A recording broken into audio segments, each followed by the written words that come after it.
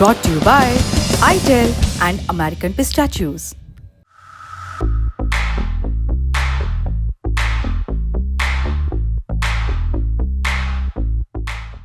अब बातें संसद भवन से, जहां आज बजट सत्र का दूसरा फेज शुरू हुआ। नेता विपक्ष राहुल गांधी और लोकसभा स्पीकर ओम बिरला के बीच जमकर बहस हुई, लेकिन उस पर आने के पहले की गतिविधियां जान लेते हैं। सुबह 11 बजे लोकसभा की कार्यवाही शुरू की गई। विपक्ष की ओर से नारेबाजी होने लगी। विपक्षी सांसदों ने कहा कि मणिपुर पर बात होनी चाहिए।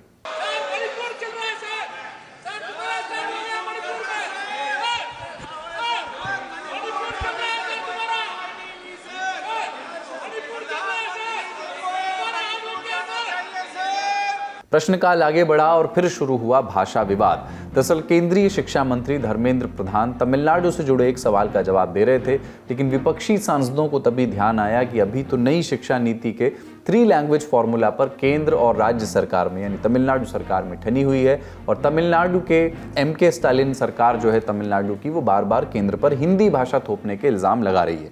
इसके बाद विपक्ष के विरोध का एक और राउंड शुरू हुआ। सांसद वेल में चले आए और वेल ही नहीं, उस हिस्से तक चले गए जहां सत्ता पक्ष के सांसद और मंत्री बैठा करते हैं। स्पीकर की समझाइश का कोई असर नहीं होता दिखा और फिर कार्यवाही 12 बजे तक के लिए स्थगित हो गई। They are doing injustice. They are doing injustice to students of Tamil Nadu. They are ruining the future of Tamil Nadu students. They are not doing justice. They are undemocratic, uncivilized. My dear sister Kanimoti here, let's be honest to the people of Tamil Nadu. Let's be honest to the people of Tamil Nadu. She only came to me few days. आप पीठ इच्छी करके मंत्री जी से नीचे सदन पे जवाब तलब करो। ऐसा नहीं कर सकते आप, ये गलत परंपरा है। प्लीज जाइए अपनी अपनी सीट पर। प्रश्नकाल सुनिए तो जाइए अपनी सीट पर। जहां तक SIC के काडर के कार्यवाही शुरू हुई तब भी हंगामा जारी रहा। तमिलनाडु के तुतुकुडी से DMK सांसद कनिमोडी ने सरकार पर हमला किया। धर्मेंद्र प्रधान ने उसका जवाब दिया। Very pained and hurt that the minister, in his reply in Parliament today, has called the members of Parliament, the Tamil Nadu government and the people of Tamil Nadu uncivilized.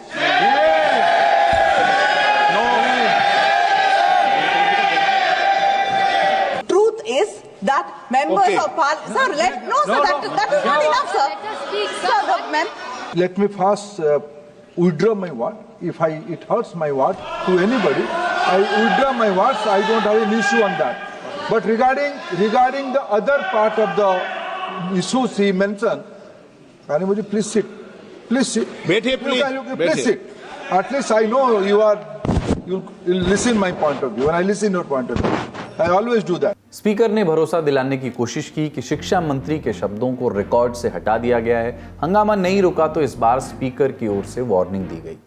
1 minute सुनिए, मैंने आपको मौका दिया, माननीय मंत्री जी को मौका दिया, मैंने व्यवस्था दे दी। ये तरीका ठीक नहीं है।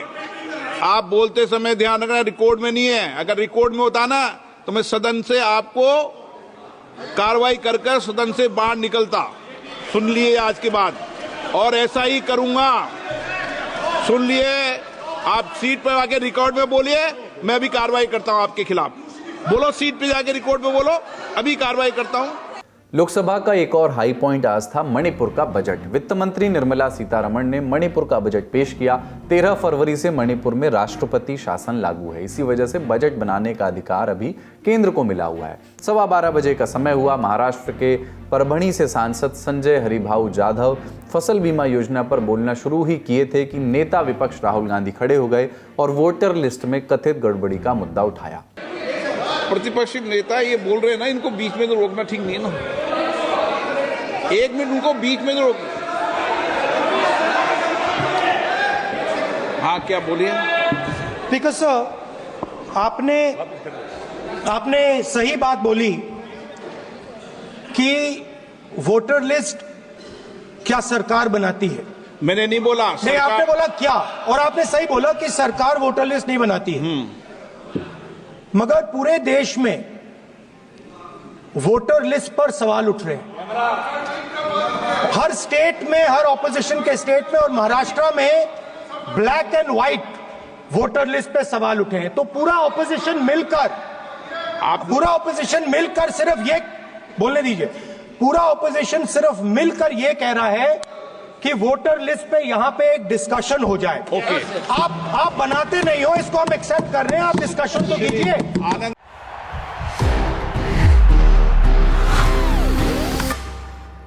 That's the power of the statute. अब उच्च सदन की खबरें आपको बताते हैं। सुबह 11 बजे राज्यसभा की कार्यवाही शुरू हुई। उपसभापति हरिवंश ने कहा कि परिसीमन, वोटर लिस्ट में खामियां और वोटर टर्नआउट बढ़ाने के लिए अमेरिकी फंडिंग जैसे मुद्दों पर विपक्ष की ओर से नोटिस मिले हैं, लेकिन किसी को भी स्वीकार नहीं किया गया है। इसके बाद विपक्ष की ओर से नारेबाजी होने लगी।